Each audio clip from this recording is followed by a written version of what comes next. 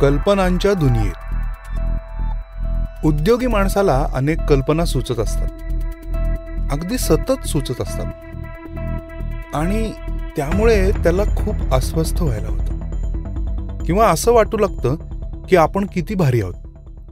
आयडियाचं दुकानच आहे आपला मेंदू. कल्पना सुचणं खूप चांगलं आहे आणि त्यासाठी काही गोष्टी सातत्याने करणं पण तितकंच महत्वाचं आहे. आजच्या एपिसोडमध्ये आपण पाहूया आयडियाचं हे चक्र आपल्या बाजूनी कसं फिरवायचं. थोडक्यात त्याचा आपल्याला, आपल्या कंपनीला कसा फायदा होतोय ते तपासायचं. विशेषतः तुमची कंपनी जर नवीन असेल किंवा ग्रोथ स्टेजला असेल तर हा एक्सरसाइज खूप महत्वाचा आहे. या सगळ्याचाच विचार करून आपण आयडिया कशा स्वरूपाच्या असतात किंवा कोणकोणत्या प्रकारच्या असतात ते पाहूया. 1. नवीन प्रॉडक्ट किंवा सर्व्हिस संबंधी आयडिया असू शकते. नंबर 2. एक एकदम भन्नाट नवीन कल्पना सुचू शकते, जिथे नवीन कंपनी सुरू करावी का इथपर्यंत आपण पोहोचू शकतो. 3. आपल्या कंपनीच्या ऑपरेशन्स किंवा एकंदर दैनंदिन प्रोसेसेसमध्ये सुधारणा करण्यासंबंधी काही आयडिया सुचू शकतात. 4. एखाद्या वेळी नवं प्राइसिंग मॉडेल डोक्यात येऊ शकतं. 5. आपल्या कंपनीची माहिती किंवा प्रमोशनल कॅम्पेन्सच्या स्वरूपात नवीन पद्धतीचा वापर कसा करता येईल किंवा त्यासंबंधी नवीन कॅम्पेन्स, नवीन आयडियाज डोक्यात येऊ शकतात.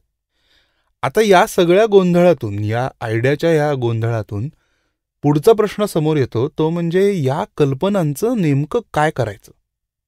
त्या जोडीला आपण विचार करायला पाहिजे की या आयडियाजमधून नेमक्या कोणत्या कल्पना या वर्केबल आहेत, याचं मूल्यमापन कसं करायचं. कारण नुसतीच भारी आयडिया आहे असं म्हणून त्याचा काहीच उपयोग नसतो.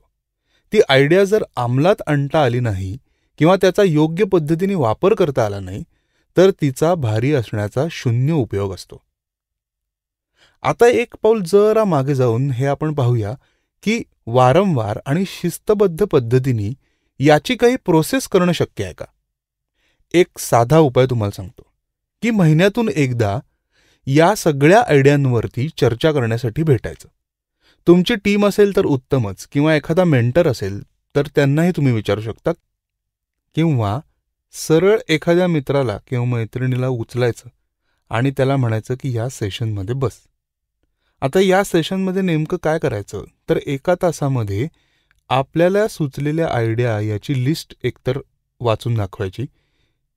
कारण की असं होणार आहे की 1 तास तुम्ही आयडिया विचार करण्यासाठी बसणार आहात असं लिहून होणार नाही. तुम्हाला सतत आयडिया येत असणार, त्याची लिस्ट बनवायची आणि तो जो 1 तास आहे याच्यामध्ये आपल्याला या सगळ्या आयडियाजचं रिव्ह्यू करायचे. आता हा रिव्ह्यू कुठल्या पद्धतीने झाला पाहिजे ते आपण पाहूया. म्हणजे मग कमीत कमी वेळात जास्तीत जास्त उपयोगी आयडिया या आपल्याला फिल्टर करता येतील. आता यातला नियम पहिला, आणि तो खूप महत्वाचा आहे, की सुचलेल्या कल्पना भारीच आहेत आणि यावर काम करायलाच पाहिजे हा आग्रह सोडून द्यायचा. तरच तटस्थपणे त्याचा निचरा आपल्याला करता येईल.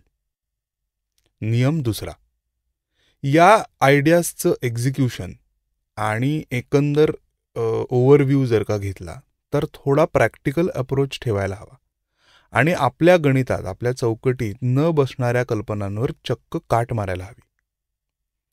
यामधून काम करण्याजोग्या कल्पनांची यादी तयार होईल.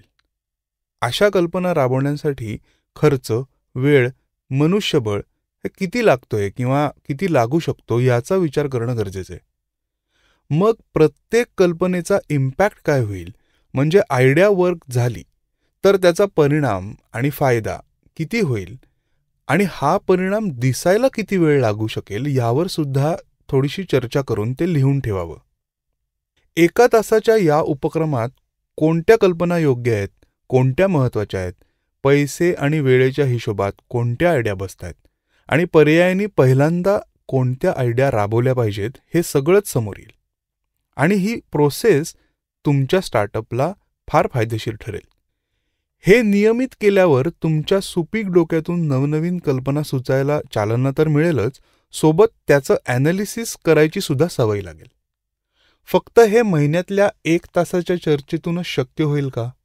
तर हो आणि नाही असं दोन्ही इथे मला म्हणावं लागेल. नाही म्हणायचं कारण म्हणजे आपण सतत चौकस नजरेने आजूबाजूला घडणाऱ्या गोष्टी पाहायला पाहिजेत. नवीन पुस्तकं, पॉडकास्ट, व्हिडिओज यांचा अभ्यास केला पाहिजे.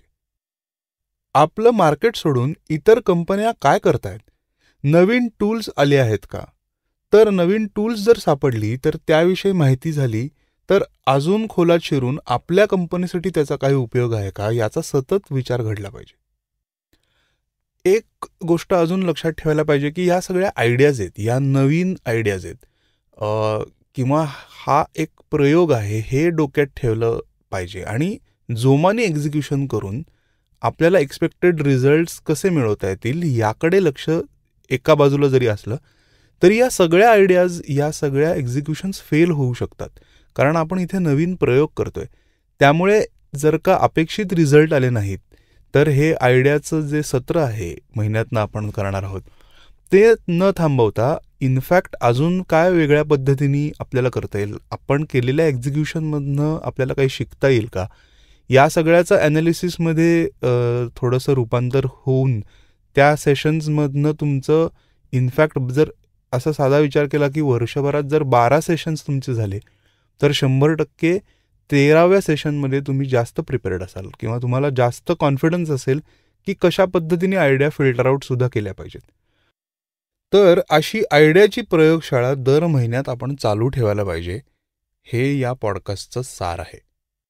तुम्ही मंगळवार मार्केटिंगवरती अतोनात प्रेम करताय आणि खूप चांगले फीडबॅक येत आहेत.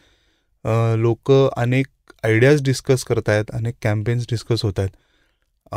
तुम्हाला काही प्रश्न असतील तुमच्या स्टार्टअपविषयी, तुम्हाला काही मदत हवी असेल व्हिडिओ क्रिएशन संदर्भात असेल किंवा एक बेसिक ग्रोथ कन्सल्टिंगसाठी तुम्हाला जर काही मदत हवी असेल तर नक्की मला मेसेज करा.